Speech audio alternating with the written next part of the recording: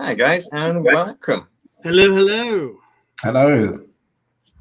I have with me this evening on A Brief History of Mystery, old Stormy and old Spence. Storm from Sciworx and Spence from Aliens and stuff. Please go along to their channel. Spence is a late edition, so your link isn't in the description.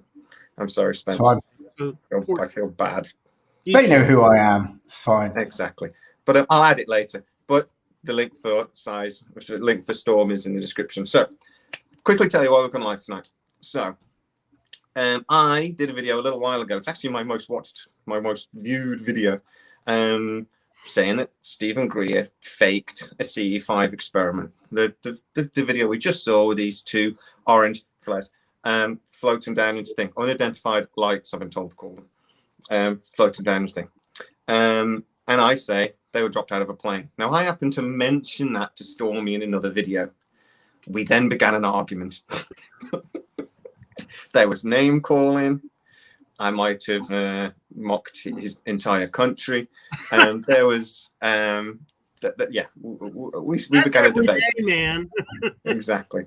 The point being that you correctly stated, possibly, that there is no chance these were thrown out of an aircraft for lots of reasons. And Storm, do you quickly want to tell us your background in that, your aviation background, so that we understand that you are actually not just an idiot like me talking. Right. Actually know what you're talking about.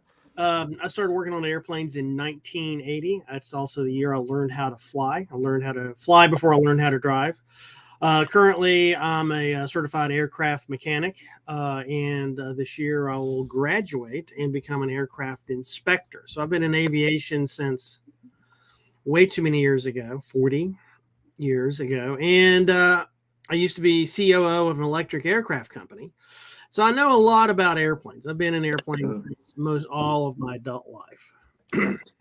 So anyway, we started this argument and I basically sat there and went, no, you're wrong. From my expert opinion, I actually have flown a plane once with an instructor sat next to me, and he didn't actually let me do anything of any. He wanted to do loop to loop, and I sat there and went, no.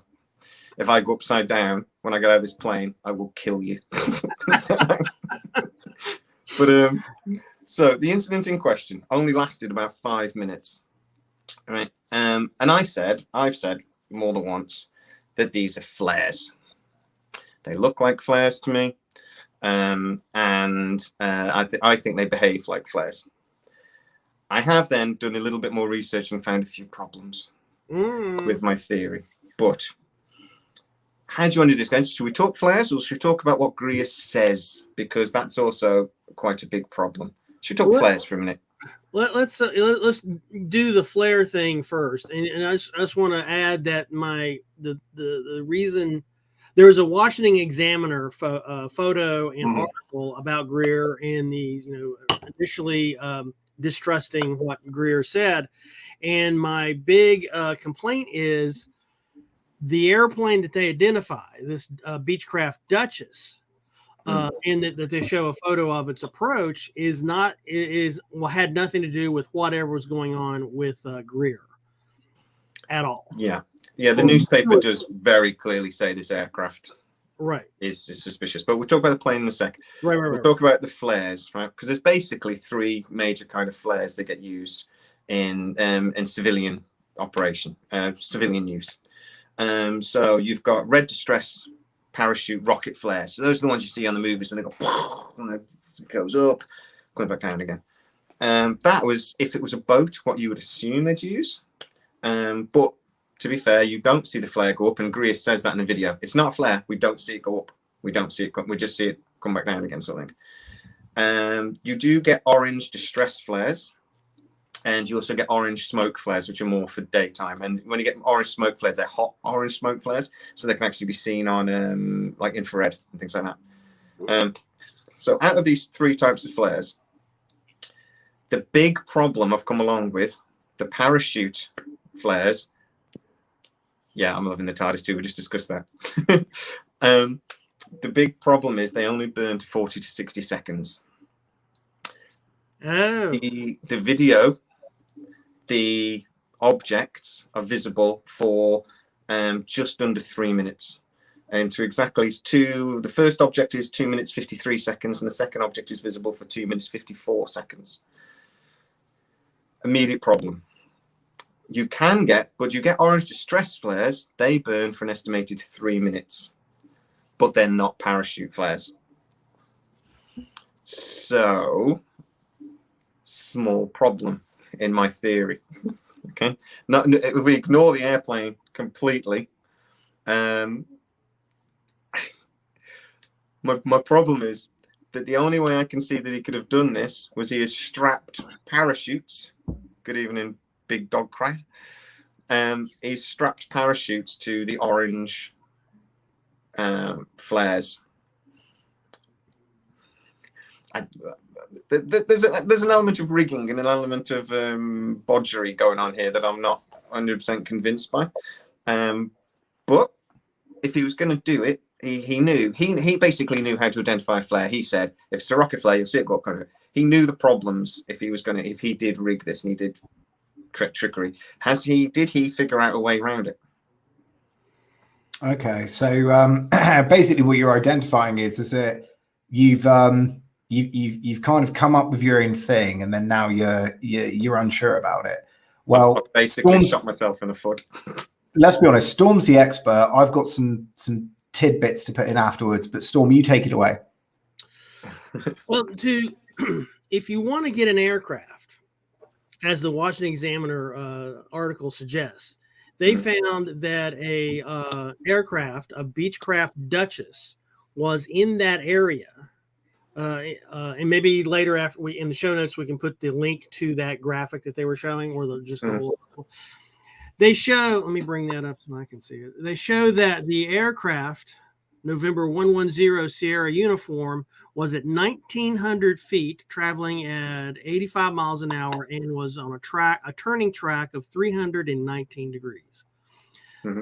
Now, if you also notice, there's a Gulf Stream. It's colored yellow in that photograph, and it's taking off from Vero Beach. And if you look at the charts, the aviation charts, and what's called the IFR approach plate, this aircraft is on an instrument approach to Vero Beach International Airport. So it looks like the flares are in parallel to the shore, kind of. I mean, we don't have enough resolution. Difficult to judge. Yeah. It just kind of got to judge it. But that airplane would have gone over their heads. Now, when they show the graphic, the time is where's the time at? The time is between 9:10 and 9:15. The incident happens. It's at it's there. It is. I just gotta scroll over. Yeah, it's at 11 minutes past the hour. It's at 9:11. Interesting enough. Now the sighting. When they're on the video, everybody starts, what's the time? Everyone starts chiming in with the time. Multiple people do, and it's all the same time. So they're probably all of them's referencing a cell phone like we all do these days. Well, the time on that photo is really damn certain. It's not it's the altitude. All these numbers are precise in term when they're fed into aviation software. It has to be when we're running into each other. So that airplane will have already going at 85 miles an hour and on approach to, Vero Beach International Airport would have already landed before these flares pop up. There's only a couple of minutes, though, you're talking about. 85 miles an hour in the airport, 6 miles away. Complete distance, man. I mean, a Beechcraft, Duchess does not hover. If it does, it crashes into the ocean. It has to be, it's stall speed, I think, it's like 68 knots or something, 65 knots or something. So, its stall speed would be about 65 knots. Why would an aircraft, though, fly out to this point? And we know it was, at least in the air. One of the big arguments saying it's not a plane is because they didn't see a plane. And I'm saying, well, it was there, maybe a minute or two before, but it was there and they didn't see it. So, I mean, it was far enough away they didn't see it. But why would a plane go out to a point over the ocean so slowly at 85 knots, turn around and just go straight back? Some sort of training run? Well, the reason he's over the ocean is that the runway points out into the ocean. Yeah. So he has to, line up and come in, to there's all these instruments to make sure you're on what's called the glide slope, which makes sure you're coming in at a very specific angle, not too steep, not too shallow, right to where you get to the numbers, the end of the airfield, and touch down perfectly. Now, the reason you're doing that, instrument pilots and, regular old, VFR, visual flight rule pilots, we all have to do a specific number of what's called operations. We have to take off and land a specific amount of times per month to remain legally competent. You have to do different times of day and things as well, don't you? I think. Right. There's daytime operations, nighttime operations. He was doing an IFR approach, it looks like. And there's even more things you have to do. And so since he was doing nighttime IFR, and the Duchess is a multi-engine aircraft, so he has to complete all those steps to maintain his multi-engine rating, nighttime IFR operations in a twin-engine aircraft. Yeah. So, and you just, he took off from Fort Pierce, which is just 15, 20 air miles to the south, and he takes off, lands, probably does a couple touch and goes, and then returns back to Fort Pierce. Because if you look at the flight plan data, he takes off from his flight originates from Fort Pierce and it ends at Fort Pierce. Yeah. I mean, I can add in something here. I mean, I've got no expertise in the field, but we've got an amateur airfield near us and a professional airfield, and it's not uncommon for amateur and professional pilots to fly out, do a loop-de-loop, and then come back again just to either test for craft, test for ability, out on a training run, out on a jolly. There's many reasons why people would do that. Just to keep your hours up, isn't it? You've got to do so many hours to stay licensed. Exactly. And from a mechanic, anytime I do like some work on an airplane, I'll go up in it, maybe with the pilot or some sort of a certified pilot, a flight instructor, whatever, and run through the checks to make sure everything's right, because my ass goes up first before the client gets it. I mean, some people don't do that, but I tend to trust my work. Yeah, I was going to say then you wouldn't do that over the ocean, but in case the plane failed, but it wouldn't be over land either if the plane failed. Well, you do over the ocean here, but then I suppose it's mostly ocean. No, it's just what I thought. You're not going to do a maintenance flight check at night at all whatsoever. Yeah. That's a day. But we do know this Michael Cohen was the pilot, and we do know that the Washington Examiner asked him what he was doing there, and he refused to answer. And that they make a big deal of that in the news report, saying like, well, he wouldn't tell us. Yeah. And maybe it was because it was chartered by Greer. I was thinking about that afterwards. I was like, no, of course he wouldn't tell you. It's a private company. There's like data protection and things. You've got no right to ask him. So a reporter goes, who's on that plane? And they go, I'm not telling you. Well, it's because you're guilty. Oh, no, I'm not allowed to tell you. Piss off. Something. So maybe the position. I still find it suspicious the aircraft was roughly in the right place, roughly the right time, and I can understand why the news report did it. And like I said, I've got a problem with the flares. So. It's a case of obviously. I don't know do they even have GDPR in the States? I mean, I know obviously data protection is always important, but yeah. We have a version of that, yeah. I mean, for me, I think one of the things that highlighted this as a point for me was we did an episode on the Phoenix Lights, and I know that they tried on multiple occasions to emulate what had happened on that fateful night, and failed miserably every single time. There were weather conditions involved. They just couldn't get it right, no matter how many attempts they made to nail it. And there were a lot of meteorologists or weather experts, flight experts saying, "Oh yeah, well, it's totally possible to drop flares." But then at the same time, and this is why I find it so difficult to come to a decision, there's a lot of people on the other side of the board, in the same levels of expertise, same careers, saying, no, it's not possible. So I suppose for me, the only person I've got here as a linchpin is Storm, because he's the only person I've personally spoken to with the expertise to determine that. I've seen quite a few flares over the years. I was arguing with them. I've even thrown a flare out of the plane, but I shouldn't have done. I wasn't allowed to. It was very naughty. It bounced off the wing as I threw it out the plane. Ooh. And then the pilot went, "What was that?" And I went, "Nothing." Because it. Naughty boy. But it's because we were messing around. Threw the flare out the window, and it hit the wing where the gas tank is stored, where this gas tank is at. I think that's why the pilot was upset. Yeah, I bet he was. Right after he got shitting his pants. Yeah. Oh, I lied. But it was a prank, so we did what we did. But I've seen lots and lots of flares. I do have a couple of problems in that they do smoke like crazy. Most of them. These orange flares don't particularly, but most flares do smoke like crazy, and you can't see a trail. But I mean, Greer says that the lights are probably only a couple of miles away. I think they're probably 10 miles away, and then you don't really see the smoke because the glare from the light is just too strong. These flares can be seen up to 30 miles away. So cheeky git. I did not wear flares in the 80s. I was 2 in the beginning of the 80s. Cheeky git, Mike. I'm going to meet that man one day, and he's going to get. Don't hold me responsible for him. But like I said, this was not rocket flares, and I'm more than willing to put my hands up and say if I get something wrong. I think Baz is wearing flares. Baz just said I did. I think he's wearing flares in that photo. I can't see the lowdown, but it looks like it.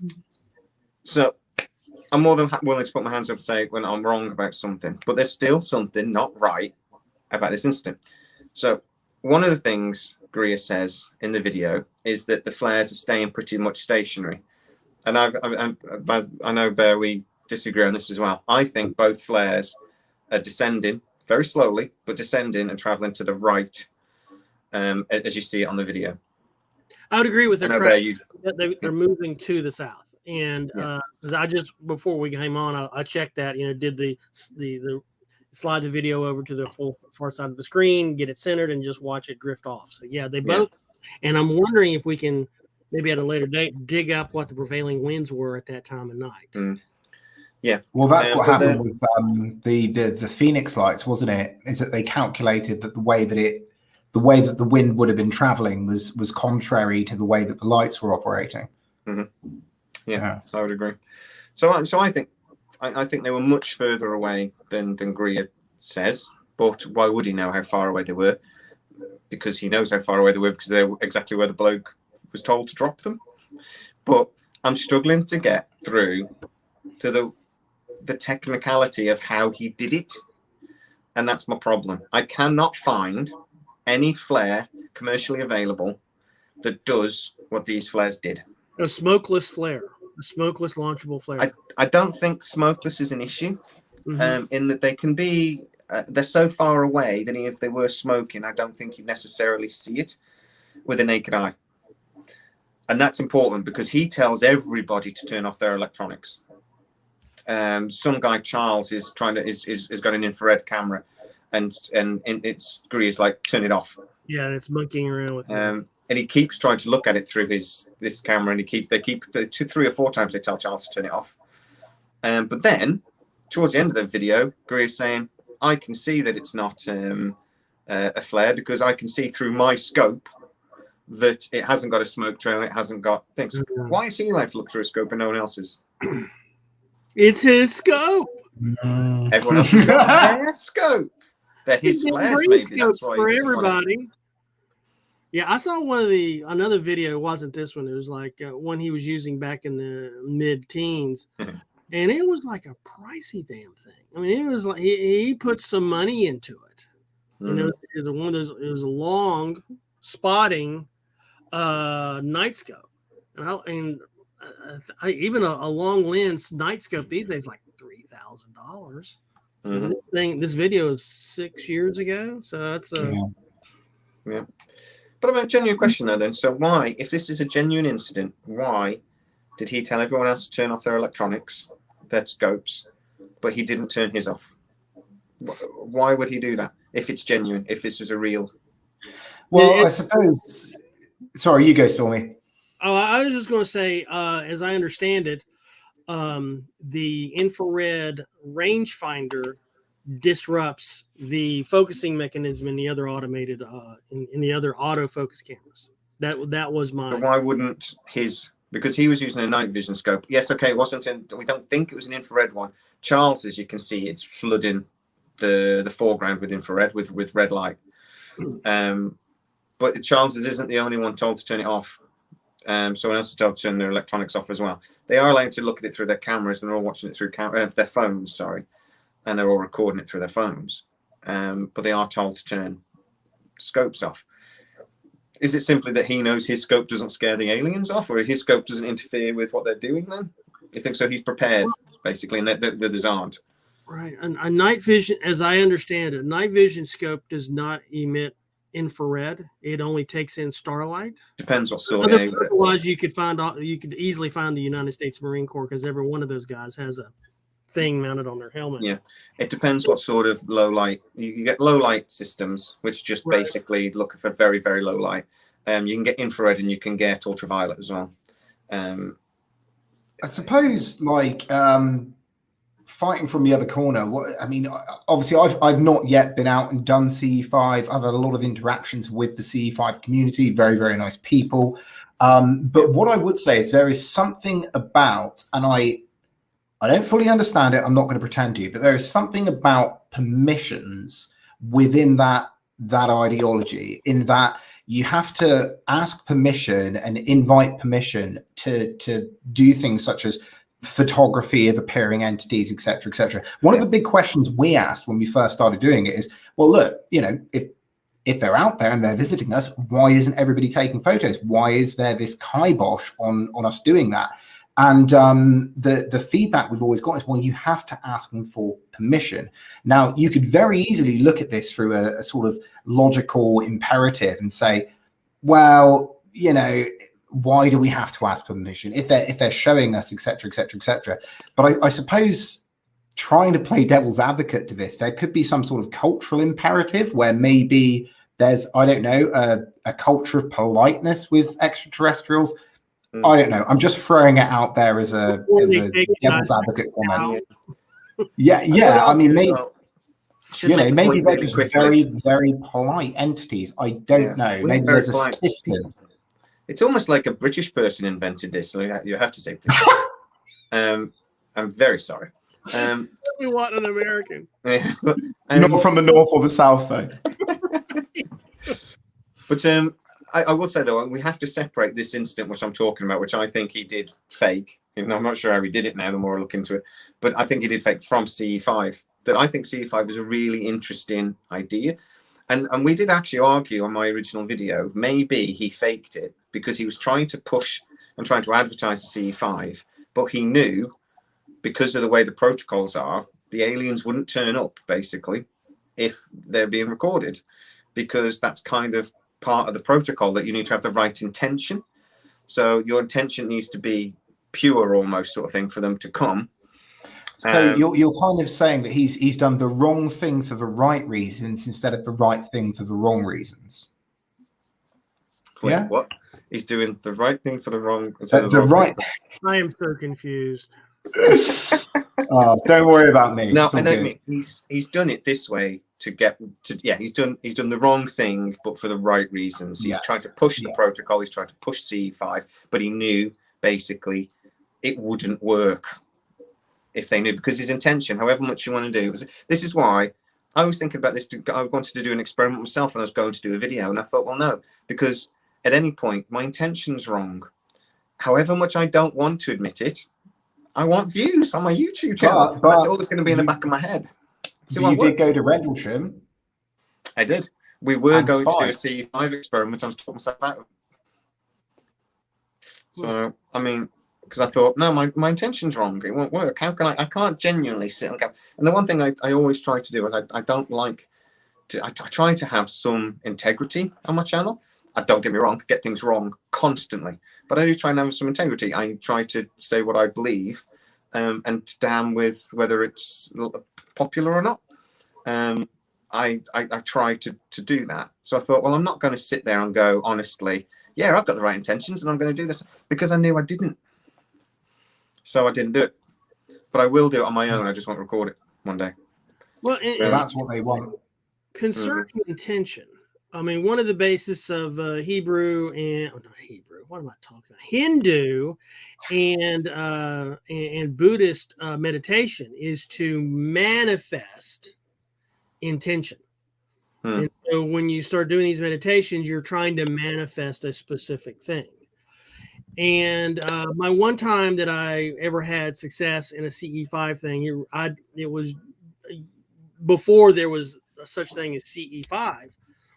And, we weren't specifically, our intention was not to manifest UFOs, it was just to bring peace, and sure enough, right after the ritual's over, there's this thing in the sky. And it's not a satellite, it's not an aircraft, it's not a helicopter, it's not a supernova, it's not a pulsar, it's not. I went down the laundry list of things. Well, that's pretty much, and then it flew off. So okay, that's a UFO. Definitely, that's an alien kind. That's a Bob Lazar kind of UFO. Right. This movement, just the way it shot off, is very indicative of how he explains it. Well, Stormy, you've got almost like a sort of druidic principle, don't you, about your? Yes, I do. Yeah. And I mean, I get that completely. I'm massive fan of that. But it's the same thing talking about manifestation as they used to talk it in sort of Victorian occultist practice, like Thelemite and stuff like that. It's not, and it's one thing a lot of people forget about CE5 is, yes, CE5 is what Greer has coined it. But a lot of this is age-old practices dating back to the exactly. I mean, when I did my CE5 video, I went out to the desert in the American West, and I found a 8,000-year-old calendar that was inscribed by the ancestors of the Mono people, a tribe here in North America, and my personal belief is they also drew what they saw. And this valley is full of petroglyphs that are star maps, calendars, just all, it's just all sorts of things that really don't live on Earth. Yeah. And if you look at my petroglyph videos, I have. Thank you. So, I don't talk about the UFO aspect only in like one or two of them. I just show them, and let the viewer decide. But man, some of them are whacked completely out. Like there's not that much peyote in the Southwest to come up with these, and some of these, if you look at the labor hours, which was very, you don't just throw away labor hours 8,000 years ago. I mean, you had to conserve your energy and all that kind of thing. If you look at Stone Age man, what he had to go through, you just don't waste your time scratching things on rocks, because that rock is, that's a lot of labor. But man, you just got to think. The thing is, there's a lot of crossover between, the paranormal occult kind of side and the more sort of modern scientific UFO, UAP, extraterrestrial kind of side. You look back at like Aleister Crowley, and he had encounters with a demon that he met, Lamb, who looks almost identical to a modern depiction of a grey. But one of the things I was most surprised about, funnily enough, once I started interacting with the CE5 community, was their commitment to this sort of historical aspect, because I thought a lot of them would just be sort of blind Greer followers, whatever you think of them. But the documentation we were provided with, it went way back, and they've got accounts of the ancient Aborigine, ancient African, petroglyphs, drawings, icons that look like our modern interpretation of starmen. And I think there's a lot of crossover between spirituality and modern paranormal scientific sensibility. Definitely 100% on that. The valley I usually go to, the Owens River Valley, there's an area called the Volcanic Tablelands. It's 600 square miles of just petroglyphs. And some are so old they've actually faded back. The reason there's a thing called desert varnish, the pumice rocks. Over time, if you chisel something, it appears very bright. And over time, it will fade back into the color of the rest of the background of the rock because of a chemical reaction and bacteria and all that kind of stuff from the atmosphere. It just oxidizes back into it's oxidization. Yeah. Right. And so the only way you can tell there's a petroglyph there is get a bright light, shine it at an angle, and use Photoshop and all this stuff. So I found a lot like that that's at least 12,000 years old. Yeah. And I don't believe this valley is Earth's largest gallery of abstract art. All of this stuff means something. Now, yeah, there's like longhorn sheep and elk petroglyphs and all like that, but they're, very, very, accurate in what they are. You don't see an elk with 2 heads or 4 antlers or whatever. It's just, you see, oh, that's that. But this other stuff, man. Well, it's I suppose in a way, I mean, talking universally, there's a lot of crossover between different religious structures that you see, across mankind's history. So even things such as, Wicca, for example, you've got like the horned god, which almost resembles a sort of Marduk Sumerian sort of entity. You've got the moon goddess, which is almost an Ishtar type entity. There's so much. Exactly. And kind of like Bazza says in the comments, say, goetic magic, or, it's all part of the same system, chaos magic, left hand, right hand path. Ultimately, in my opinion, at least, I think there is a universal codex somewhere which could interpret this. But fascinating stuff nonetheless. When you look at how Christianity tried to wipe a lot of it out, with especially the Druidic sort of faiths and things, they absorbed so much of it, but then tried to exterminate the rest of things. And there's a thing that Christmas was just put on December 25th because it happened to sit with a Druidic holiday already. So it's sort of like giving them a little bit to draw them in, and then just like, now Christians now, or I don't want to be Christian.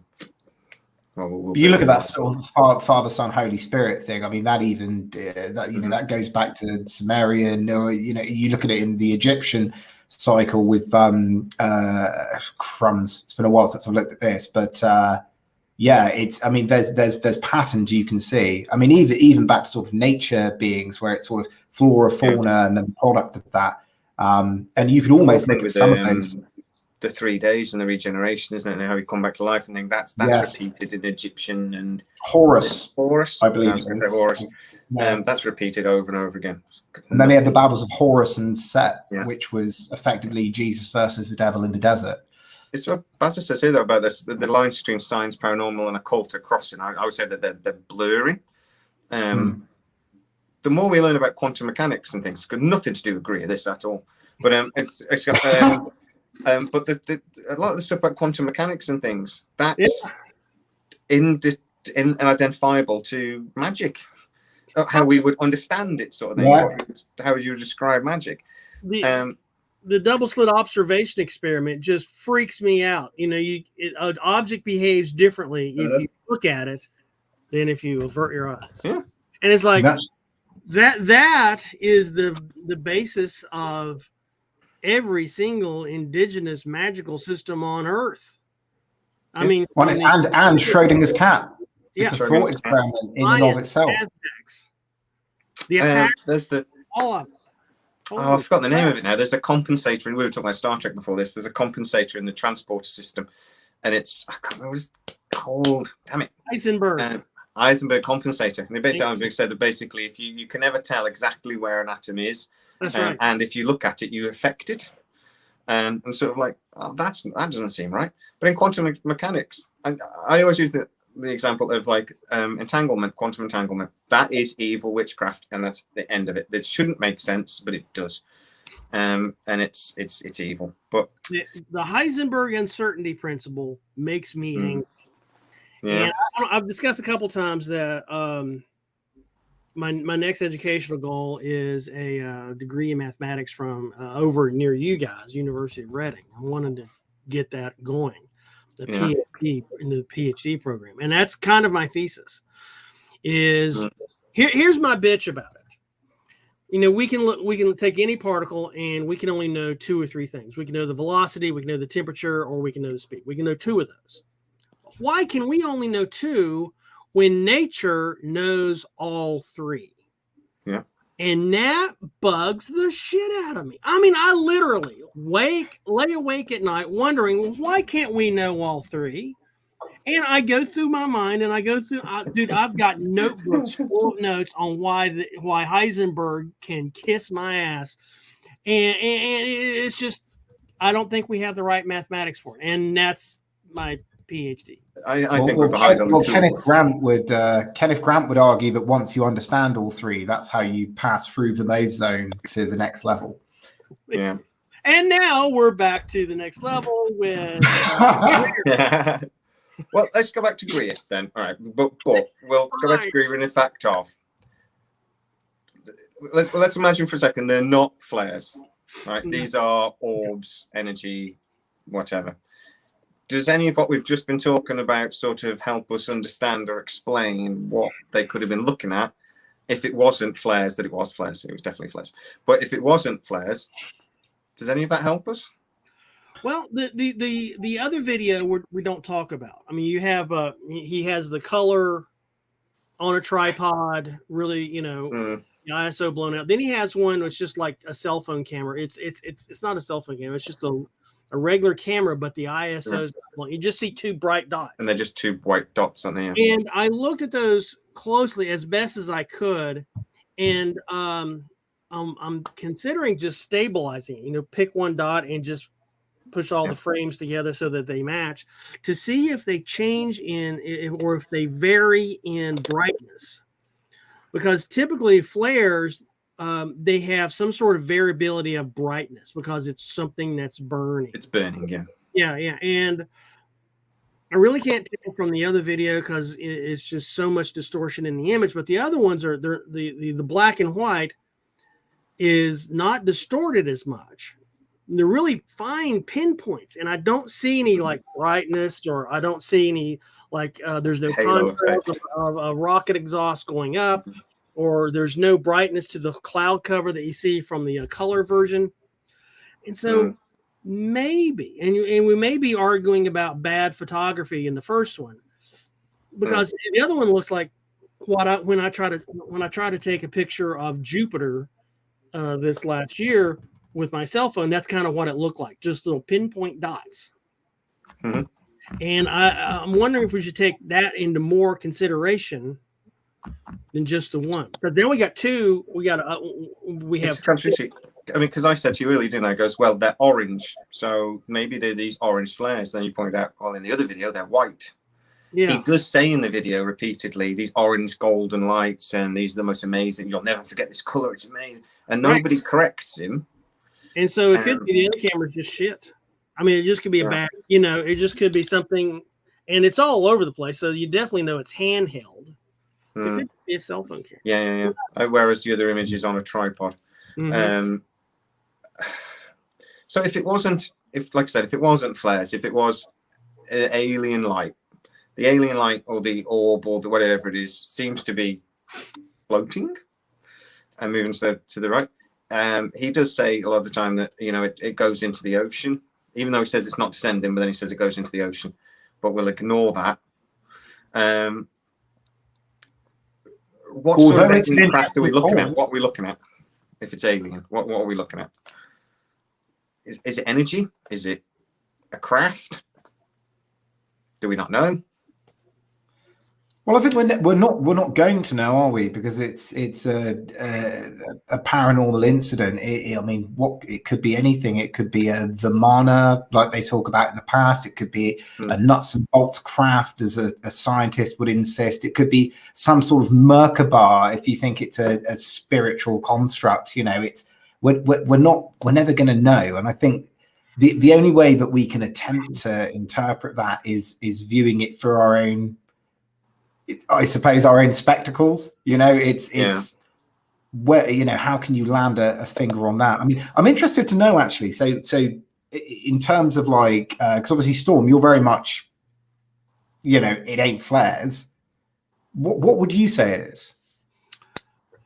Well, I looked into other things it could be. If there was some sort of, it could be some sort of new upgrade to the flare system, like a bright LED parachuting thing that the Navy's using. You know, and it could be the Coast Guard. There's a Coast Guard station nearby. Yeah. And they could have been testing, but the water, that area is a marine wildlife sanctuary. So the Coast Guard would not test in that area. And there's no military operation area, because wherever the Coast Guard or the Navy is testing something aerially, it has to be in what's called an MOA, military operation area. And those are actually put on aircraft charts that anyone can buy. There was a story that there was actually a boat in trouble, but I've never been able to verify it. I've just had a comment on my original video that, there was a boat in trouble, blah, blah, blah. And I think, but I've looked into it. I cannot verify that at all. Here's why I don't think it's a boat in trouble. Because you have one light up here, right? Then you have another up here. And if the distance to these lights is 10 miles, then the arc between the distance between these two lights that's coming down is real. And the time that they appear, well, that boat in trouble is going pretty damn fast. Yeah, there's a decent gap. And if you're in trouble, you don't go top speed. You tend to slow down, and pull the body back in or whatever. But it is so. I'm thinking. I mean, there's lots of speedboats in Florida. When they do launch flares like that, they do tend to, because they don't launch them straight up. Obviously, they launch them at an angle. So what they will tend to do is they'll launch one that way, and then they launch it that way. So they're always, because the reason for launching the flare is to light up as large an area as possible. Right. Well, let's take in consideration the average drunk Florida boater. Let's not put too much emphasis on the mental capabilities of your basic speedboat boater in Florida who have been drinking at night in the winter. I mean, it's no, I'm talking about I don't mean if this was a distress flare. These were flares launched by the Coast Guard to actually search the area, because it would light up the area. So again, you use the flare for a different purpose, right. And that would then maybe explain why these aren't civilian flares, and that it was actually launched by the Coast Guard. So they're military flares, which tend to be brighter, can go higher. A normal flare, a civilian flare, only goes about 300 meters. But these are the ones that they look like a firework. There's literally a cardboard tube, and you pull the bottom and it's got and this little firework. It's the like military ones are launched from a metal tube like a rocket. But again, you see them go up, and then they come back down again. Right. Which is what I'm thinking. Well, maybe, and I'm just spitballing here, like a helicopter dropping something that's parachuted, like a new fancy LED flare replacement. I couldn't find anybody selling anything like that. I mean, and the amount of power an LED would have to have at like 7 or 10 miles, or even 2 miles, it is kind of substantial. That's a substantial battery pack. The other thing I thought of was, well, what if it's like an oil well flare? We've all seen the Gulf of Mexico on fire. Well, every oil platform has a natural gas flare where they purposely burn off the natural gas coming out of the oil, anything coming up the well. Well, there's no oil wells or gas wells or any wells in that area, because it's, guess what? A wildlife sanctuary. Yeah. And that's a good point. I wouldn't have thought about that. And it could just be very much against oil wells off their coast because of tourism. They're also very against windmills for the very same reason. Yeah.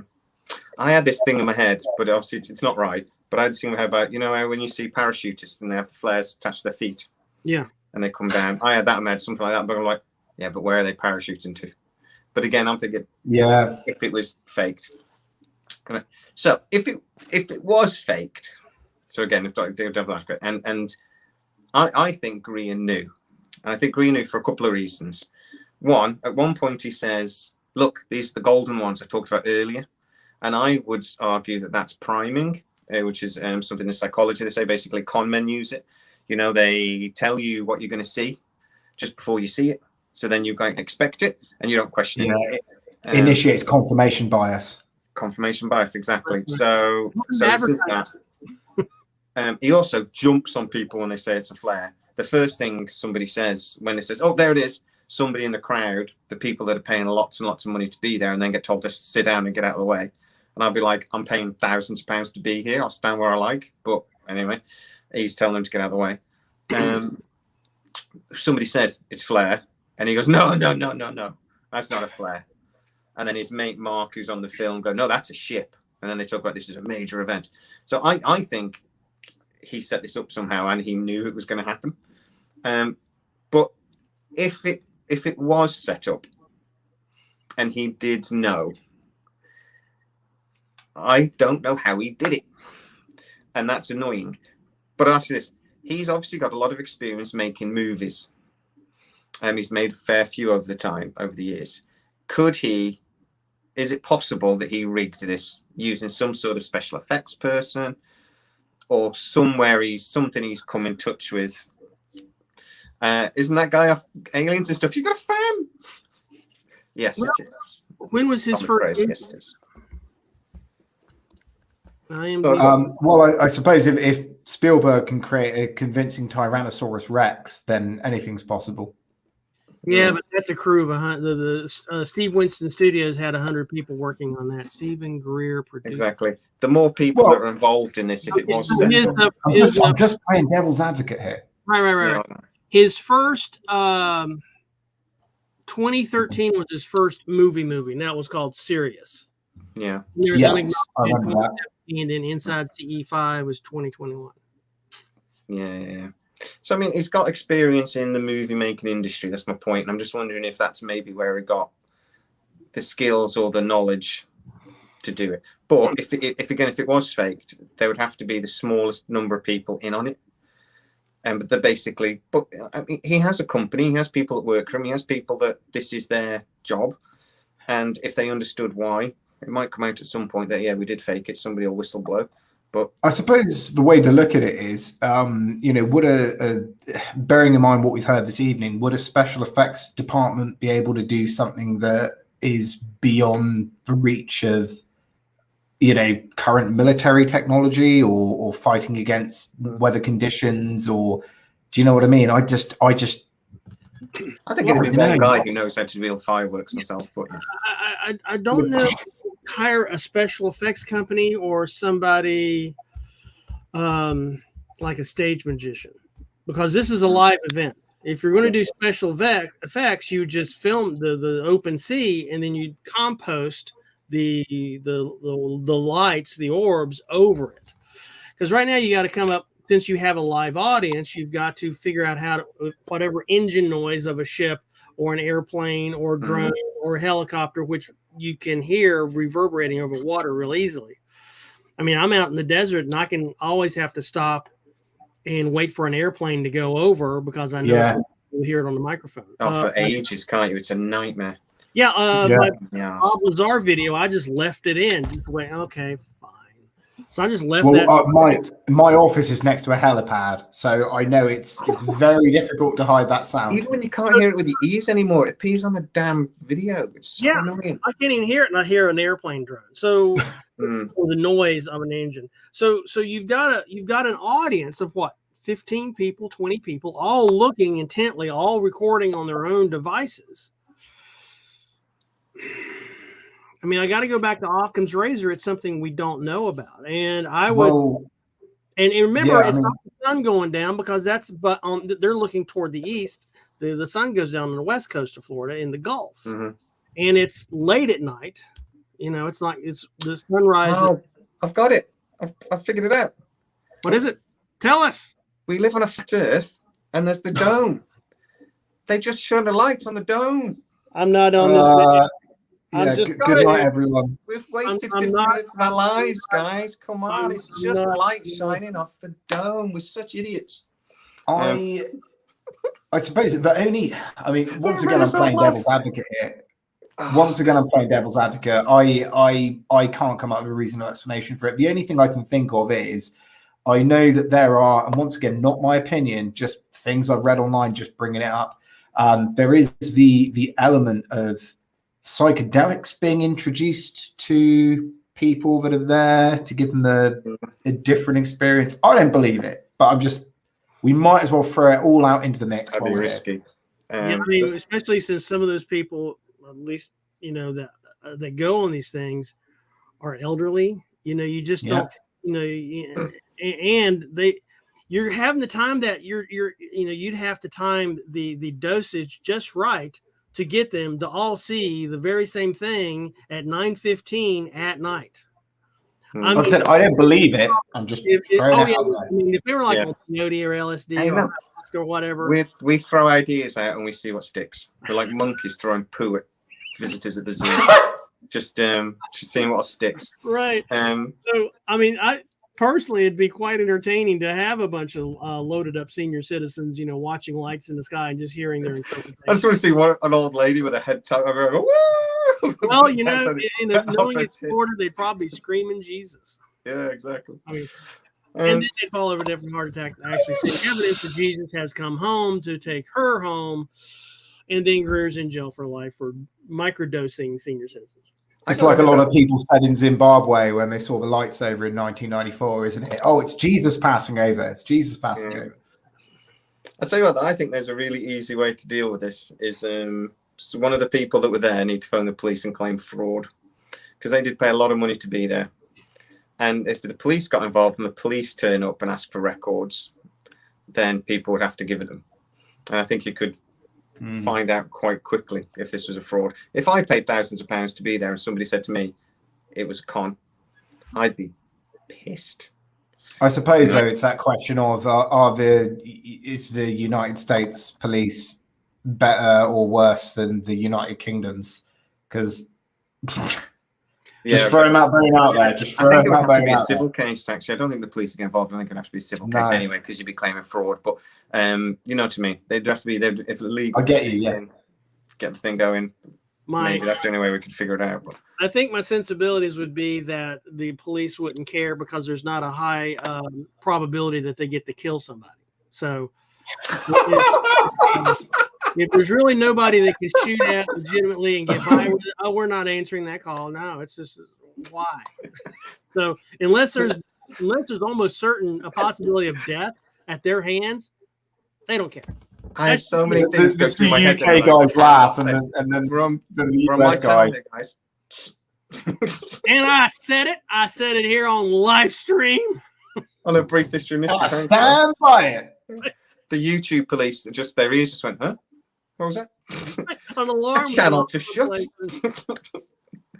A channel to close down. Great, thank you.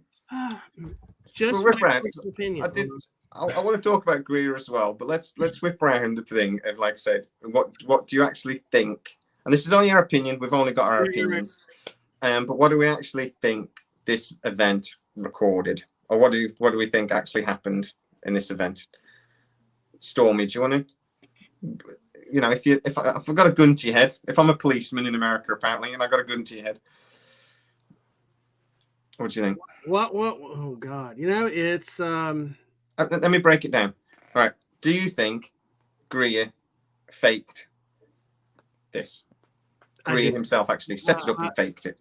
I don't, because I mean, there's so many things he'd have to do. Mm-hmm. I mean, there's just a circus of things that have to go right for this to be faked. I mean, I think the lights were actually in the sky. I don't think they were flares, which was the most obvious thing.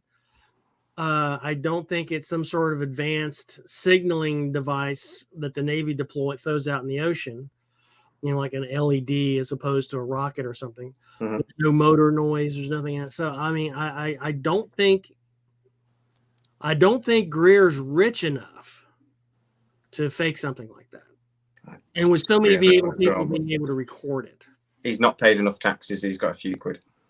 Well, he's got a few quid, but oh man. That's, I mean, to fake something 5, 7 miles, 10 miles offshore. Yeah. So, okay, was it police? Was it police? So now I've just read Galaxy Surfer's message in the corner of my eye. Was it aliens? I would lean more toward that than, two guys in a speedboat. Because remember, there's one appears, and then a few what, 30 seconds later or something. Yeah, it is about but 30 to seconds. traverse that kind of distance, using Pythagoras and what that distance is and how far what the speed would have to be. That's a really damn fast speedboat that no one hears over water at night in the winter.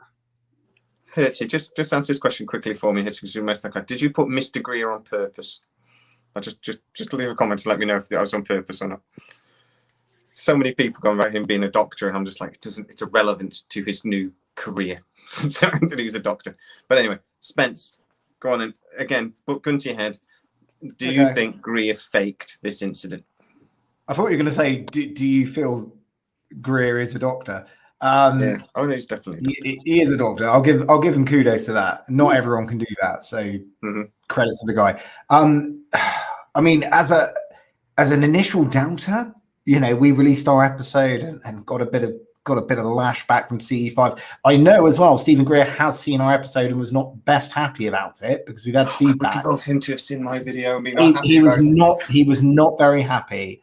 But this stuff, that's amazing. Well, it was an odd one. We put it out and managed to time it perfectly for one of the leads of CE5 in the UK right before his Skype chat with Steven Greer, and he saw it and he was incensed and went, "Have you seen this?" And apparently he didn't like it. But anyway, I don't know. I'm doing the Bob Lazar thing again. I was pro Bob, anti Bob, pro Bob, and then I was pro Greer, anti Greer.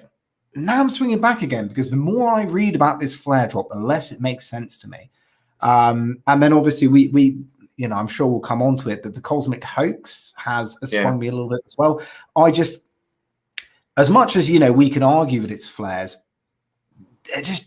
there's too much against it for me. So I don't believe it is flares. No, I don't, Jay. Sorry. I'm sorry. Then so is it aliens? Argument, but is it aliens? Well, is it what he says it is? But before remember, what other option is there? Well, remember, we're in the age of where America admitted that we are in possession of ships not made of this earth. So that is kind of that's not a crazy thing anymore. No. And if it isn't aliens, then what is it? Is it something else that could fall under the loose definition of aliens? I don't know. I personally, it's aliens. Personally. And if we go back to, there was some similarity from my UFO experience in the early 90s and watching this video. The thing that I saw was there's a lot of similarities and a lot of differences. Mine was more of a 45-minute experience. This was just what'd you say, Jay? Like 2.5 minutes? 5 minutes. Each flare's 3 minutes, but they're about a minute apart. It was about 4 to 5 minutes. And it was just a pinpoint of light. It wasn't this big bright orb thing. So my vision of it was more like the black and white video, but with all the other stars invisible. Yeah. So there were some things it was like, and some things that was different. So and I know my sighting was not man-made. It just wasn't. Why hover over the deepest, darkest forest of the Appalachian Mountains for 45 minutes? Yeah. Sasquatch? I don't know. Makes more sense than this. Right. So I'll tell you quickly, I think, basically, and then I would like to go talk about the cosmic hoax and Greer in a better light, because I have a lot of respect for Greer, regardless of what I'm about to say. This is bull. He faked it. I'm not quite sure how he faked it, but he so faked it. And I come from a psychology background, so I'm listening to what he says in the video. And what he says in the video to me just screams that I faked this. I knew it was coming. And the way he talks to people, everything, the way that is almost more to me thing. But I will, hand on my heart, honestly say, I have no clue how he did it. But a lot of magic tricks, and I have no clue how they did those either, And I love magic tricks. When I got married, my wife was so mad at me. The guy, he got a card, and he ripped the corner, and he signed it, sort of thing. And then he brought out a block of ice, and he broke the block of ice, and the the corner perfectly fits the thing. And we were like, oh, how did I do that? And I'm like, well, you very carefully ripped it. You did that because you made sure you ripped it the same way. And then you've got a card that you've frozen in ice last week. That's not a trick. That's really easy. And the wife was just like, we paid him 200 quid to be here. Stop ruining the magic tricks. Something. I love. You were saying all this at the wedding, how he did it? Oh no, I stood there in front of everybody explaining how the trick was done. Hey, it's your wedding. Do what you want. Yeah, exactly, man. But I, exactly. I paid him. He better. But no, he was a great magician. And then he made me an inflatable out of balloons. He made me like a pack from Ghostbusters, and that was just the best. I'm just running around for like 20 minutes. Anyway. But yeah, I don't know how he did it, and I genuinely don't know how he did it. But I've seen lots of flares. This just looks like a flare to me. I just don't know how he got it to burn that long.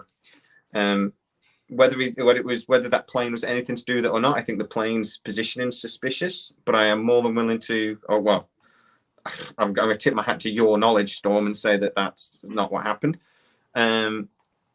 So they got Spence. Spence said something wrong. It's the Greerites. The Greerites have got it. Save this video. We said something smart. I think it's probably his wife's walked in and go, "What are you doing? Stop being silly." So yeah, that's basically what I think. Jamie's not invited to parties anymore. I was never invited to parties to begin with, mate, because I sit in the corner either talking about Star Trek or talking about conspiracies. So while we're just waiting for Spence to see if he comes back, please go and subscribe to Stormy if you haven't already. Why wouldn't you? Brilliant content. Don't subscribe to Aliens and stuff because he's not there. So actually, if you already subscribed, unsubscribe. Unsubscribe just to freak him out. Everybody unsubscribe from his channel just to freak him out. You can join my channel. I'd love you to, because that way, if I can earn enough money off YouTube, the wife will stop having a go at me for doing it. So that's literally my only motivation. I'd like to once a month go, I've bought you a Chinese love and YouTube paid for that. And then she'll leave me alone to do my hobby. So I said his internet's terrible. But been released from space prison. Yeah, exactly. But I was joking. You should subscribe. Yeah. Was that? I was just saying the Phantom Zone. Okay, cool. So let's be a bit nicer to Greer, though. You've been nice to Greer. I'll be nicer to Greer. We go from the Disclosure Project, which we can all agree was phenomenal. And however much you talk about Greer being a greedy Greer, which I think he is, I've seen a lot about his tax antics and things, and I don't like them, but that's a different subject. That's just being American, man. You're just accusing him of being an American. I've watched your video and it's really good, but dude, every guy with the LLC does that. I mean, it's just, I've got 3 LLCs and one nonprofit. I mean, it's welcome to America, dude. Why don't you have an LLC is what we want to know. Yeah, greed is the American way. I get that. Seriously, a lot of those things you bring up and said, man, that's just America. Yeah, exactly. Maybe you're right. But I don't think it's illegal. I think it's slightly immoral when he talks about the things he does. But he talks about being offered billions of dollars for things. No, you went, you're a liar. And he talks about I've got a free energy supply and I'm going to release it to everybody. No, you haven't. You're a liar. In my opinion, allegedly. Is it allegedly your opinion? Yeah. But Tammy. So I thought, Tammy, I thought you were already a member. You become a member twice. That's awesome. I honestly think that's my opinion. But I honestly think the Disclosure Project was amazing and it brought so much information to light. And I don't think he ever made any money on it. I genuinely think he probably lost money on it because I know he actually paid for a lot of the setup himself. So that he was not doing that for money, I in my opinion. And he was a full-time ER doc during those days. I mean, this was this was in 2001, right? It was summer 2001, a few months before. Just before 9/11. Attacks on, right. Aren't we coming up on the 20th anniversary of the Disclosure Project, or is that already passed? Yes, I think we will be having to do a video on the subject. Now, I think it's actually, it might have passed. Oh God, we might have missed it. Yeah. It's definitely in the last few weeks. Yeah. Got to help you keep the wife. Always keep the wife happy. My wife's vicious as well. No, she isn't. But the new video is just put out, the Cosmic Hoax, which he put out on YouTube for free, which I think is very valuable. Seeing that he actually crowdfunded to pay for it, I believe. I remember him did the call to arms, but I actually did a video using a call to arms to get this money to make it. So I'd be interested to see how much the video cost to produce and how much money he crowdfunded. Yeah, I might look into that. But are you looking for opinions on that?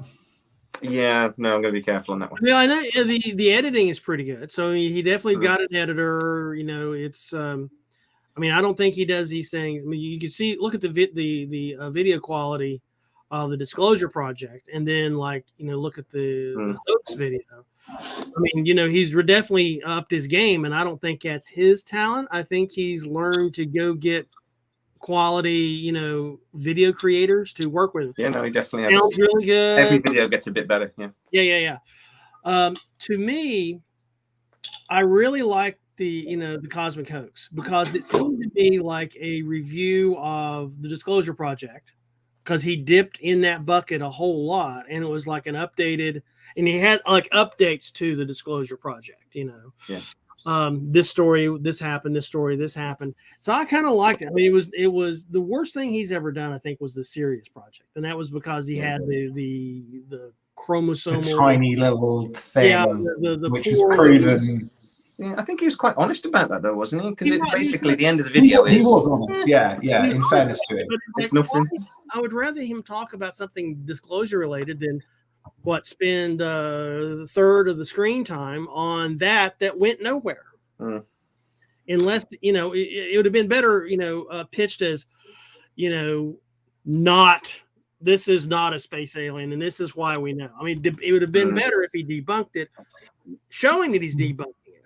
But would he have got the views if he'd done that story? No.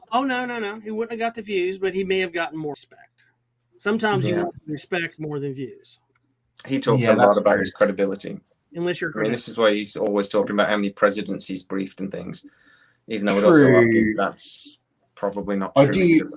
I do suppose though, if you're I mean, ultimately it is a market, isn't it? And it's a case of not defending it, but you've kind of got to have a sense of showmanship about it. And if you say, I've got a documentary which proves something isn't alien, then you're not going to have the same sort of feedback. And then potentially, if that's feeding into greater things, I mean, we were talking earlier on about doing the wrong thing for the right reason. That marketability could potentially be construed as something along those lines. Do you know what I mean? Let me ask you this then. I have a theory, but it is only a theory.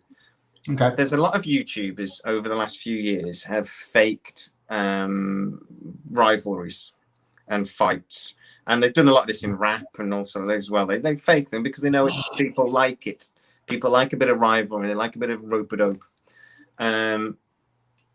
Could that be what's basically going on here as well? That these guys have learned from that, and Tom DeLonge's little band of merry men and Greer's little band of merry men have basically created a rivalry so that they can have a go at each other and they can slag each other off. And they go, oh, the alien's here for peaceful reasons. No, the alien's here to threaten us. That's a really good point, actually, Jay. I mean, you look at the recent spats between Lou Elizondo and Steven Greer. They're kind of at each other's throats at the moment. It's a case of I suppose it's difficult. Once again, we've got to look at it. I always slag off Jeremy Corbell. I don't think the guy's got any credibility. I'm going to be honest with you, but a lot of people do. Well, yeah, I agree with you. I totally agree with you. But looking at it, playing devil's advocate, ultimately it is a market, and you've got to have your own piece in that market. And there's a lot of people out there that are pumping out the truth that aren't getting anywhere because they don't have charisma, they don't have an angle. So maybe some of these people need the charisma and need an angle and need that marketing edge so that they can keep people engaged and push that out. And once again, I'm playing devil's advocate because I personally, I'm not a big Corbell fan. But yeah, I think what you're saying about these potential sort of rivalries being some kind of marketing ploy, I can see that happening. I mean, obviously we do a show on hip hop conspiracies and that industry is rife with that. So I can get you. Conspiracies? Have you not seen this, Stormy? Oh no, you gotta have a look in there. They're mental. We have a multi-part series. We're on part 3 at the moment. We've got another 3 parts put back on conspiracies in the world of hip hop. Check it out, you'll love it. Yeah. It's like Mike said, we should have a brief history of mystery versus aliens and stuff. Like, does Spence look like a man who likes hip hop? For any second, but apparently he does. I'm a rapper. Yeah, you're a loser. There was a point that Jay made earlier. It reminded me that going back to Greer and the Disclosure Project, he paid for essentially most of the Disclosure Project because he was still doing emergency medicine, right? Yeah. And I think he spent so much money, and then 9/11 happened, and he really didn't get anywhere. That's when he went down and he said, well, I could use another LLC, just for this. And I think that's when he started doing, saw it as a promotional thing, as opposed to just, okay, here's the data. I think he treated the Disclosure Project like any other scientist does when they submit a paper to a conference. Yeah. And I think that was exactly what it was, because that's what he knew how to do. That's what he's trained to do in med school. That's what he's trained to do as a scientist. Well, he said, well, shit, I didn't get anywhere. Well, most people don't get anywhere, when they put submit a paper to a research conference. I mean, the academics and dressed in tweed go and read it and go, that's interesting. And then somebody else cites it down the road. I haven't got a beard to stroke, but it's you need a beard. It comes in quite handy. But can't grow one. Greer wanted to make an impact and change the direction, instead of all of us being crazy, wacky people thinking there may be something like aliens living on other worlds. Yeah. And so he started talking to people in Hollywood and in media and advertising and so forth. How do I do this? And I think there's a lot of evidence that that's the way he went. So, well, I've got to make it entertaining for people.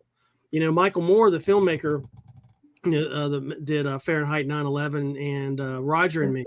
I mean, he told me that the way you can, for his films, political films, the way you change people's minds is through humor. And it took him a long time to figure that out, because he got thrown out of several newspapers because he was just trying to bring the facts forward. But once he became it's a fine line, though, isn't it? It's a fine line you're treading. It is. With your credibility. And I get slagged up. I've always tried to bring a bit of humor to my videos because they're boring otherwise, I think. And if you can take the mick out of each other a little bit, we do.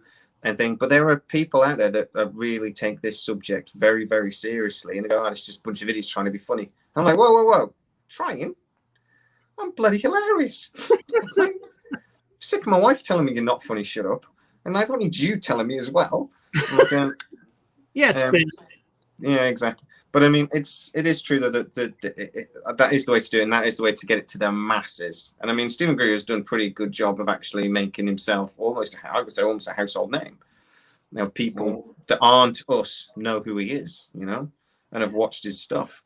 I think, in a way, because you talk about Michael Moore. I mean, in my personal opinion, great in the initial instances, made a tit of himself in the later stages. He started out with good intentions, made some good documentaries, and then his ego took control of him.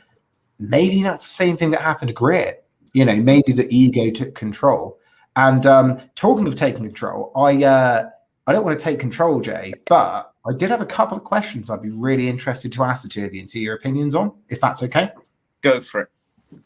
Why not? So, talking about cosmic hoax, obviously there's a lot of chat about Werner von Braun, talking about, obviously Greer's got this idea that there's going to be a secret government attack, and allegedly that's confirmed by what von Braun said. And as we all know, Ted Gunderson, after he left the FBI, was talking about a shadow government. What's your opinions, the two of you, on this shadow government, this sort of black ops strategy for UFO invasion. What do you guys think of that personally? I'll throw it. I think it's very possible. I honestly think America was the first privatized country. I don't think you have democracy, Storm. Sorry. Oh, I don't think we do either. I got go. Yes. Yeah, I say we don't either, really, but it's better than yours. But I honestly think some very wealthy families went into America in the very early doors and went, if we build a railroad and we put the money in and we build these cities, we can basically buy a country. And I think that's what they did. And I think there is a element to that still in existence today. And I think they're very heavily embroiled into the industrial military complex. The US economy basically runs on the dollar, which is falsely propped up by oil and the industrial military complex. So they need violence and they need us to stay on using fossil fuels. And that's how their economy is still the world's largest economy. Even though if you take those two things away, it wouldn't be. They don't build anything. They're not like Germany that basically builds 1 in 3 cars, or China that builds everything. Their economy is, I think, quite falsely propped up by a few of these things. So I think that shadow government is probably real, but it's a private entity. And I don't think they consider themselves Americans. I think they consider themselves, capitalists. They call themselves capitalists, yeah. And if von Braun was right, to be honest, I completely follow the logic. They've always needed an enemy. It was the Nazis, great. And that's when I think this really kicked off and they really realized that, because I think America was quite isolationist before World War II. Yeah. And post then they've really took over the world. I got to issue with that. It goes back. It's enshrined in our Constitution. The original Constitution, allowed for slavery, and it called out in the original Constitution, called out our first enemy, savage Indians. Yeah. Actually, the word. That's a good point. I hadn't even thought about that. Yeah. It goes back even further. Yeah. And the only way the industrialists were able to build the railroad from Maine to Oregon was to wipe out those pesky Native Americans. And it is the first enemy. You're right. That was the first enemy. And so America has always had an enemy. Always. So, then it's the Mexicans. Go for it, Jay. I didn't mean to interrupt. Sorry. No, sorry. Then it's the Mexicans, and then it's the Nazis, and then it's communism, then it's terrorism, and then it's you're fighting an ideology, and then you get yourself into a Dr. Manhattan situation, don't you, where you're fighting either a real alien threat or a constructed alien threat. And I do think we should be all very worried about the amount of money America owes, but still spends on its military regardless. We just don't. It's if you're not worried about that there isn't an end game, that there isn't a reason why they're spending this amount of money and this amount of resources on their military, more than the next 5 countries combined. And when we remember realizing that 2 of those countries are China and Russia, sorry, that we should all be worried about that there is an end game and there is a plan. And if you think about it, an alien invasion, what a way for America to then become the world police. There's a logic to it. I'm not saying I believe it necessarily, but oh my God, there's a logic to it. Well, before the hoax, the cosmic hoax came out, I think, Jay, you and I discussed my issue with Lou Elizondo. I mean, because his rhetoric, we've heard it before, and it was an excuse to go into Iraq. Yeah. Nothing to, there were pains in the ass, and they were at, the free world didn't like, Saddam Hussein, but the amount of shit that the United States accused them of to gin that up. It's that I hear the same kind of crap. You were talking about, Jay, you were talking about your past, your experience in psychology and how, you've seen this pattern before. It's called in-group and out-group in psychology. It's in-group and out? In-group and out-group. Okay. That's how we think. We think about, if you think about, like, I'm from Telford, so I hate Shrewsbury, which is the town up the road. English but I hate the Welsh. TF7. British, so I hate the French. I'm European, so I hate Americans. You gotta hate somebody, right? And I'm an Earthling, so I hate the aliens. There you go. And America has done this forever. You know, I mean, we've taken land, we've taken Native American land, and in terms of Mexico, you know, the Mexican-American War, we took California, Texas, Nevada, New Mexico, and Arizona. Mm-hmm. And people here, bitch, why do I have to dial 1 for English? Well, because, dumbass, we won the Mexican-American War. That's why. Mm-hmm. And we took 2/3 of Mexico. And we did the very same thing with the Korean War, called the Gulf of Tonkin. And this is the very same thing with the Vietnam War. They did the same thing with they basically orchestrated a reason to attack the Spanish so that they could take all the Spanish islands and things. They sunk a ship in one of the, I think it might have been in Cuba. Sunk a ship in the thing, and there's a lot of things to suggest that they did it on purpose.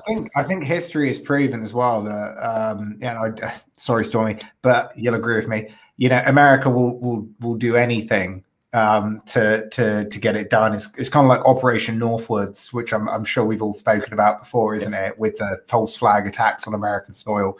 You know, I mean, if it weren't for JFK, that would have gone through, and we'd have been at war with Cuba. Well, you would have been at war with Cuba. Incredible.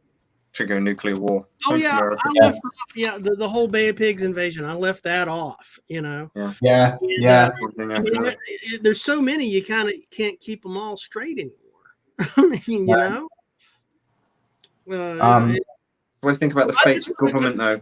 Fake government and this fake invasion, though. Do you think shadow government? Yeah. Think it's real? Yes. Deep state. Oh my God, I'm going to agree with Trump over something. Deep state, or is it just? I don't know if it's deep state or just America. There's nothing there. You know, like Tonkin wasn't deep state. That was just the Department of Defense doing their thing. Mm-hmm. You know, the Vietnam, that was just, we're supposed to be afraid of the Soviets. And how in the world is the communists taking over a place like Hanoi ever going to affect Los Angeles? World police. Yeah, I think that's their goal. I think so. I don't think that's their goal. This is why they want to have bases in places like Diego Garcia in the middle of nowhere, 1,000 miles from the nearest landmass, because they need to be able to get their bombers everywhere. And that's genuinely why they've got a fighter wing there. Sorry, a bomber wing there. I'm like, who are they bombing from that location? India? That's it. They're friends with India. Is there a launch facility being built? A rocket launch facility being built in Diego Garcia? I don't know. I think it would be secret if there was. But I mean, there is a bomber wing there. So drones mostly. They get the thing is, Jay, is that you said you're worried about agreeing with Trump, but even a broken clock is right twice a day. Yeah. Oh, yeah. How long were you waiting to say that? You thought that straight away, didn't you? I'm going to wait for a gap. I'm not going to say the clock thing. So I'm trying to create a rivalry between us. See? No, we've got let's have a natural rivalry. I've actually got 2 more questions for you guys. If you go on and hit me. Yeah. Okay. So the next one. Before you start, Smith, I got one more thing I wanted to say. Go, Stormy. Yeah. Is I don't know if it's a rivalry because Greer's concern about Elizondo is the same thing that I have. We've heard this before. And I think him as a somewhat conscientious American, I mean, he practices Hindu meditation, for God's sake. I think he's kind of allergic to that kind of rhetoric, as am I and a lot of other Americans. Oh, yeah, we heard that 20 years ago, and it'd be very easy for the Navy to fake something like that. They just put some ship in the sea that's not in the middle of the Pacific, sink it, kill a bunch of people. And, here's all this UFO data. So it must be the UFOs. So we need, $2 trillion to fund the Space Force. Mm-hmm. And so I see Greer as just speaking. I don't know if you guys say this in the UK. We call it truth to power. Franchise individuals telling the truth to those in power, and I think that's what Greer is doing. In terms of Jeremy Corbell, I think he's really technically a good filmmaker. I mean, he knows editing, he knows how to plot a story, those kinds of things. But without Bob Lazar, there wouldn't be a Jeremy Corbell. There, I said damn it. right. Damn right. I said it on your channel, so you're going to get this. If ever I want to feel better about myself and the content I create, I'll just watch Corbell and all the the phone's ringing. Wow, I'm so honest. Bob, Bob's on the phone. You're being invaded by the FBI. Oh, that's shit. But anyway, it's annoying because he over dramatizes it's not a documentary. It's not a movie. It's something, but it's just crap. It's all about him. Yes, all about him every step of the way. And it's difficult to separate, I suppose, the money from the truth. Just because you're making money doesn't mean you're not telling the truth. But at the same time, it's difficult.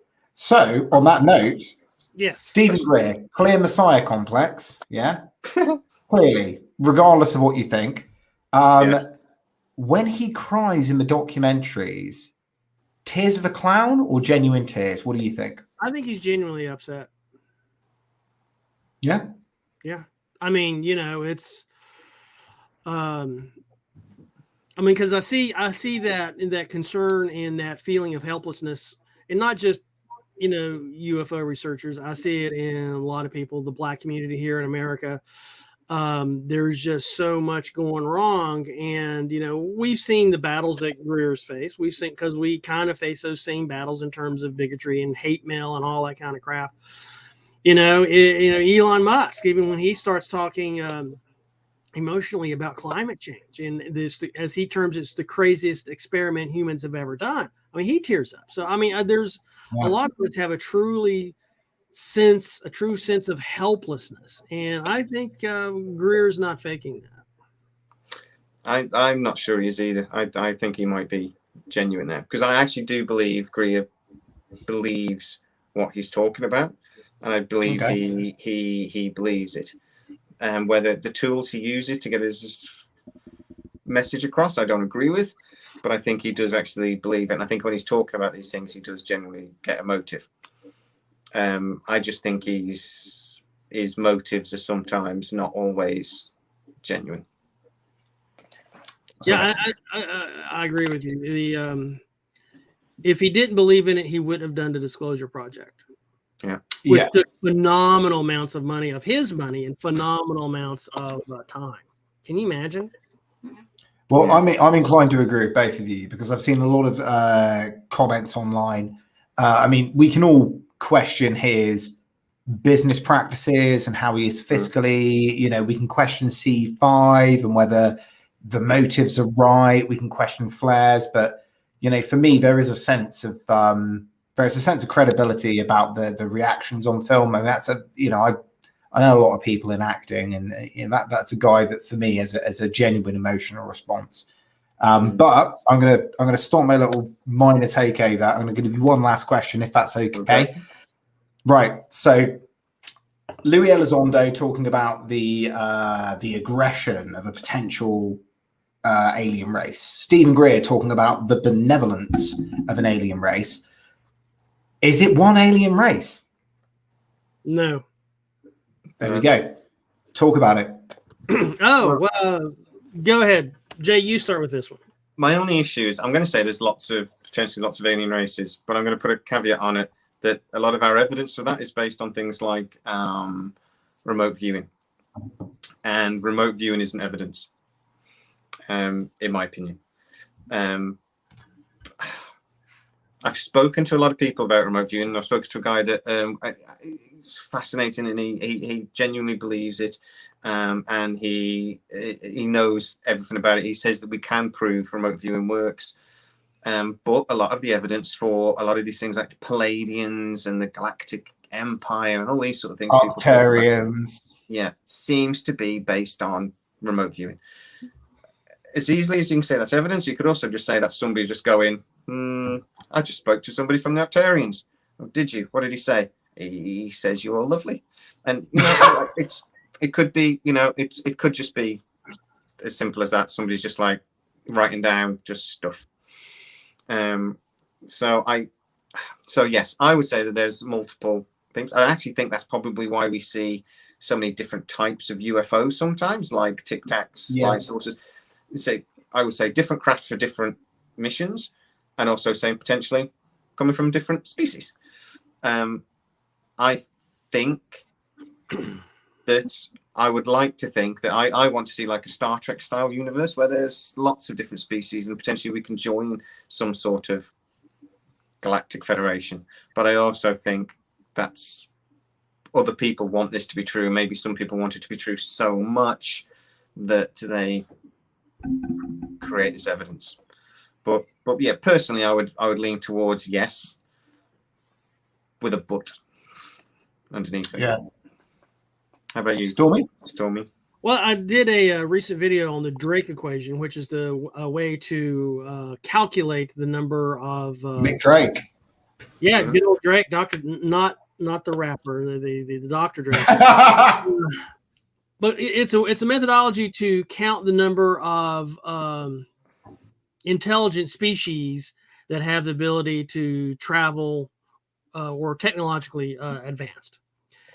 And, every time we send up a research satellite, the last time we sent up Kepler, which was it counted planets, identified planets around far off stars. And the number is huge. And every time we gather more data from the cosmos, whether it's Kepler or Hubble or whatnot, that number of planets, especially in the Goldilocks zone, gets bigger and bigger and bigger. Yeah. So it becomes a point in time that the number it's just the possibilities is just too extreme to say that we are it.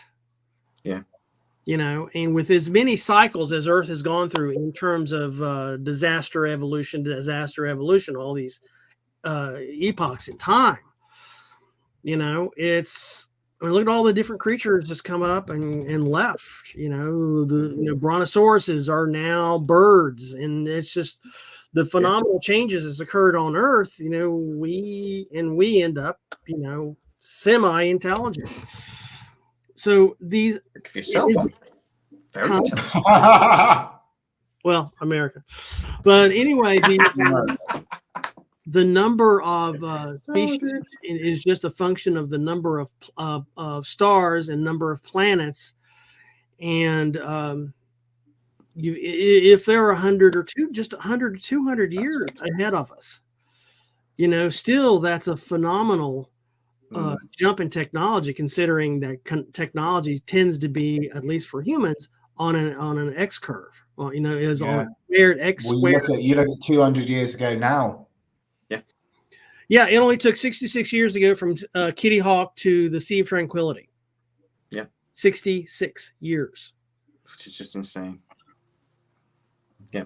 So, and I mean, even you'd say, I know rocket technology hasn't advanced much since then, but I mean, even rocket technology is probably advanced more in the last 10 years than it did in the 30 years before it. Oh my God. Yeah. I mean, now the technology advancement. I mean, we've got Bezos in atmosphere. Almost space, and it's big penis rocket. The only guy that's rock and ball. Yeah, I mean, SpaceX has done insane advancements in rocketry. Return back to Earth in different ways to. His Starship is an incredible craft. I mean, it's not even done, and it is advanced rocketry multiple times. And NASA just come out with I think a new plan, or a new.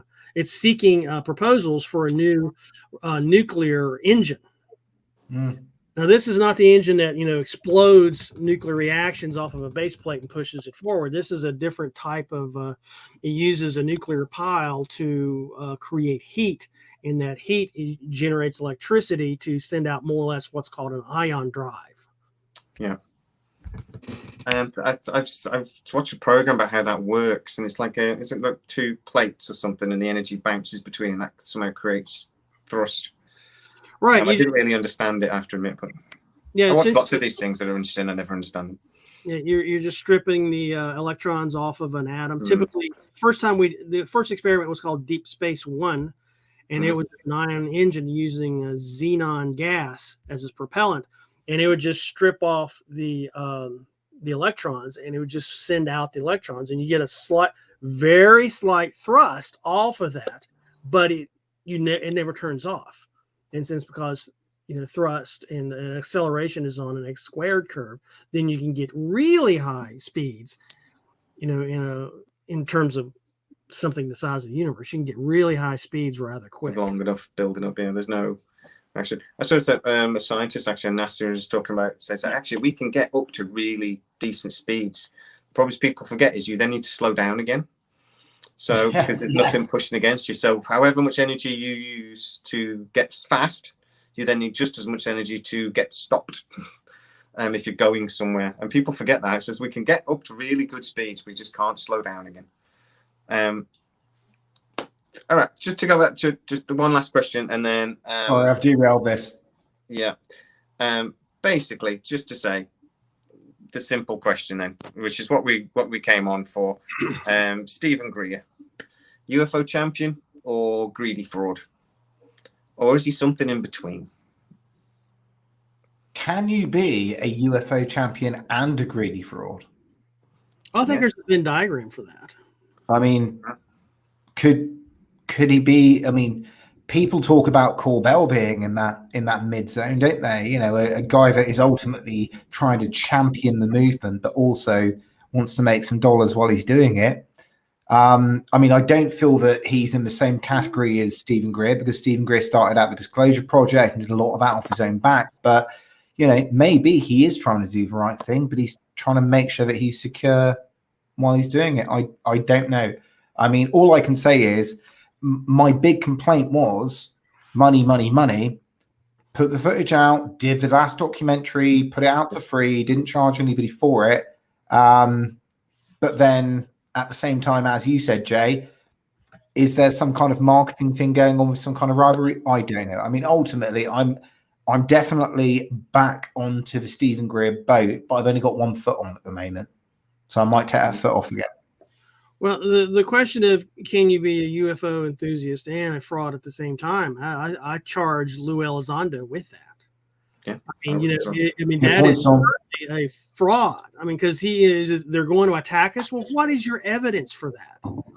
The Tic Tac videos, that's your evidence that they're going to destroy human civilization in a blink of an eye. No, dude, that's the Russians. It's probably us. And he certainly is making bank on it. He gets cushy. For sure. There's a book. He's got a book deal now, I think it is. Yeah. Fox News is paying him when he gets on Fox News. He is paid. He's a paid consultant to Fox, and that's why he's on the Tucker Carlson show all the time. Well, and as we know, Fox News and Tucker Carlson are very much about stirring up the public against. Right. The people want to go to Iraq and take out Hussein. The first place they win is Fox News. So that that tells me that Lou Elizondo has probably already made much, much, much more money on this than Steven Greer ever could. Yeah.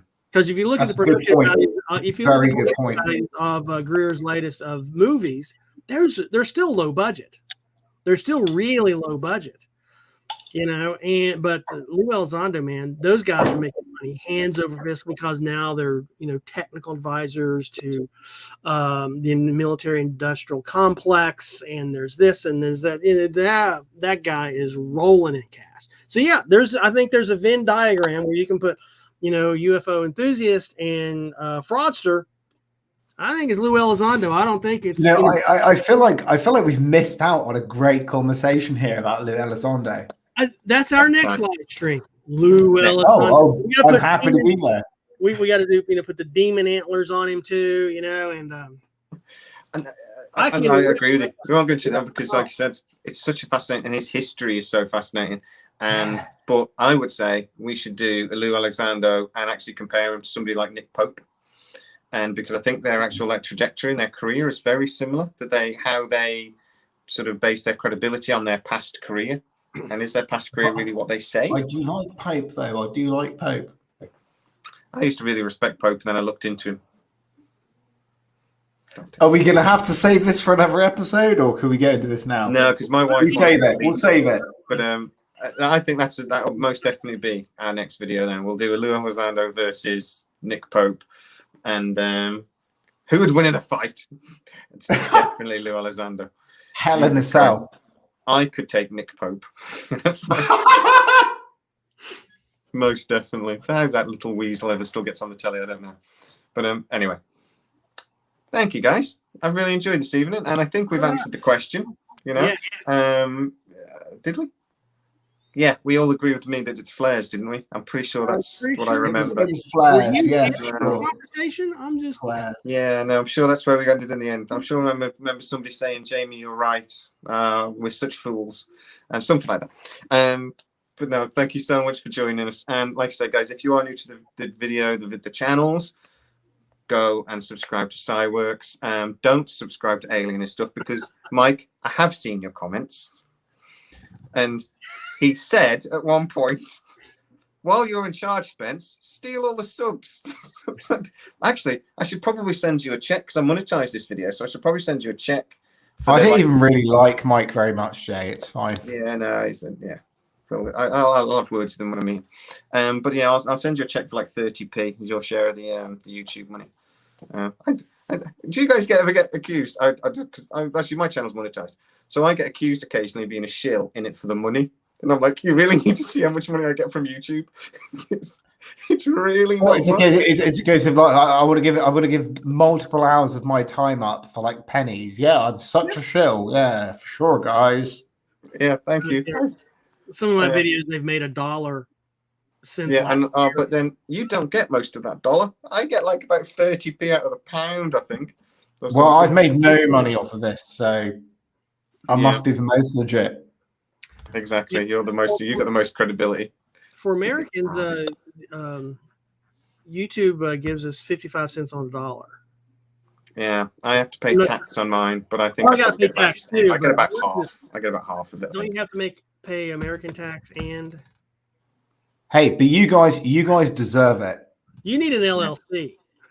Exactly. I've got 2 limited liability companies. Don't worry. We can move the money between it. I'll send you my 57 pence. What do you think pays radians and stuff? Thank you very much. Excellent. Yep. Excellent.